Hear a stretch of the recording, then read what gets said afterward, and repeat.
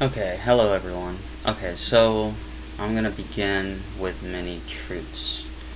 There are many truths, many paths. Um, like, um,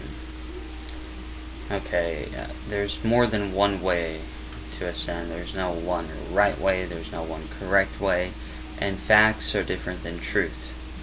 A fact is something that is proven without a doubt.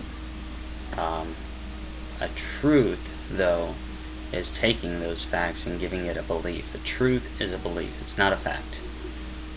There is a difference, and they're not synonymous. So, and one of the ways that I presented this was back when I was going to Texas State University. I decided to write a paper in one of my classes about combining science and religion.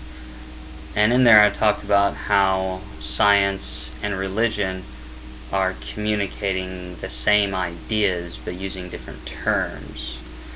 Um, and people see these terms differently. And in order to correlate this and to get my point across, I said that 2 plus 2 equals 100. Now, most people wouldn't, um, be like, what? 2 plus 2 equals 100.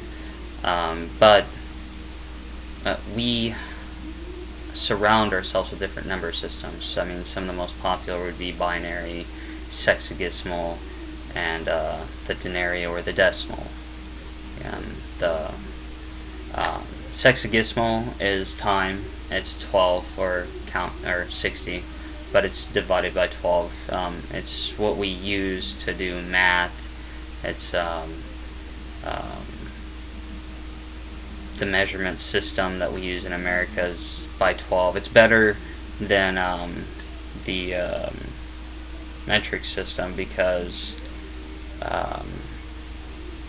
12 was a very special number in the whole process of counting towards 60 because everything can be divided evenly. It gives you a third, a fourth, a fifth, a sixth.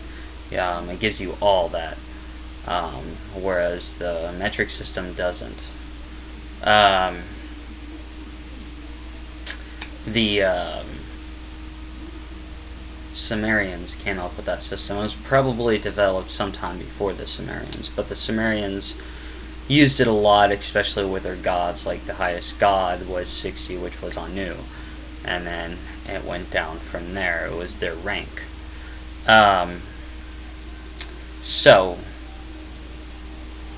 Time is counted by 60.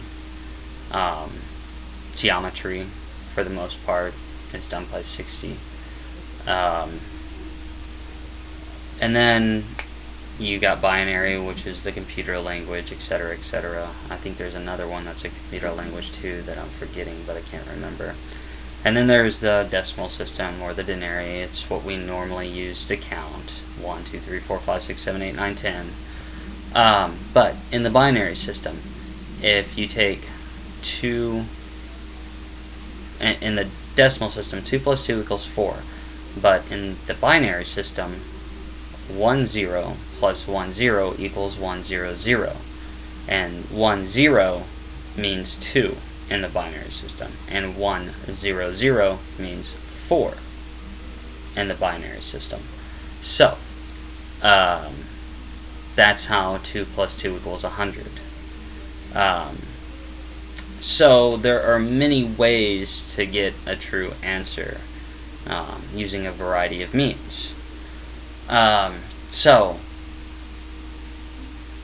this is just one way that I'm, showing you. So now that we've gotten past that, there are many truths, and then meditation. Meditation is a key to all this. And one of the main goals of meditation, and some people may not say this, but it is to think about nothing at all. To where you sit and you think about nothing at all.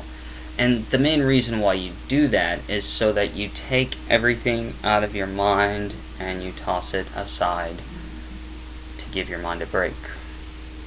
To just be in the moment. And once you can learn to think about nothing, you will notice that you have a lot more control over your thoughts. If something bad comes in, you're able to exit it out. Because, you can be driving down the road and then all of a sudden, boom, like a memory from like when you were 5 pops up, or, all of a sudden this thought enters your head about something. You will be able to exit those out instead of dwell or think about those a lot more, because you really can't do anything about the past. It only makes sense. The past only makes sense anyways if you look backward, but you got to keep pushing forward. One of the main goals of meditation is to think about nothing, but you may not start out that way, and I would probably suggest that you don't try and start to think about nothing. I would say that your best bet would be to think about one thing, or try to just kind of focus your thought process on one thing until you're able to handle that without anything else interfering. And you can also try saying which should send peaceful vibrations and center your body. But once you get used to it, you will find that you can just meditate throughout life, doing anything, to the point to where, I could sit here in this room and just be right here and not have any communication outside or anything like that. It would not bother me. So those are some of the goals of meditation. You want to get this down, and when you advance further into it, you'll be able to project out positive thoughts and positive energy out into the world, which will change it. And we kind of need things like that right now, because there is a lot of negativity, there is a lot of hate, and it is everywhere. You turn on the news, you got your 2 minutes of hate. You turn on social media, you got your 2 minutes of hate.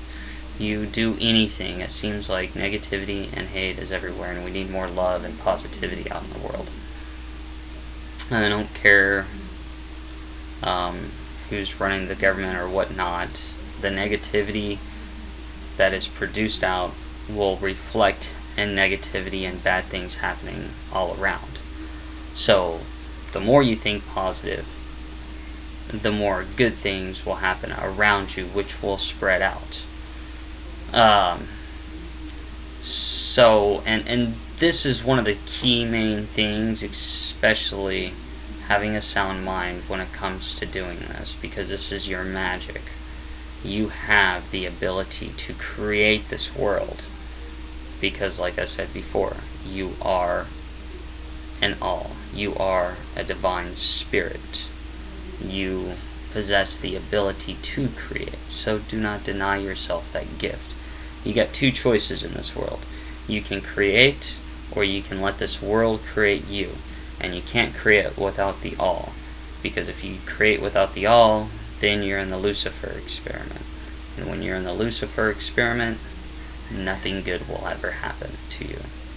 That's why greed and everything like that always ends up bad, or with a bad ending. You may see a portrait of it being good, like some kind of Dorian Gray image, but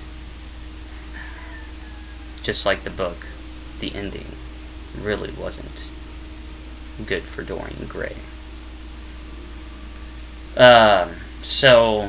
And this will be a key aspect, because some of the other topics that I'm going to be diving into is going to have you take a look at yourself, like your ego, your shadow, your astrology signs, because the astrology portion of it is there to take away your ego portion, because your ego is deceiving who you are.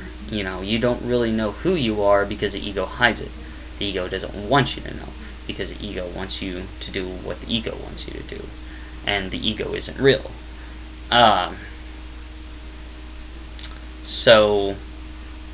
Having a sound mind and being able to look at these things, understand the concepts, will transform your body, soul, and mind. And you will be a better person overall afterwards. Alright, so I'm gonna start doing videos like these once a week on Thursday. That might change with me doing school starting in October, but when I'm not in school, it'll be once a week on Thursday. I don't know how it's gonna go yet in school because I need to see my schedule. It's my last class for my MBA before I start my doctorate, so I will be focusing on that quite a bit. But that doesn't mean I'm going to ignore this. I can multitask.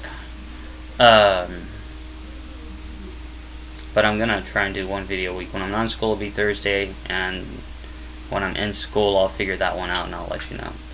Other than that, the other days, I don't really schedule them, but whenever I feel like it, it'll be a poetry.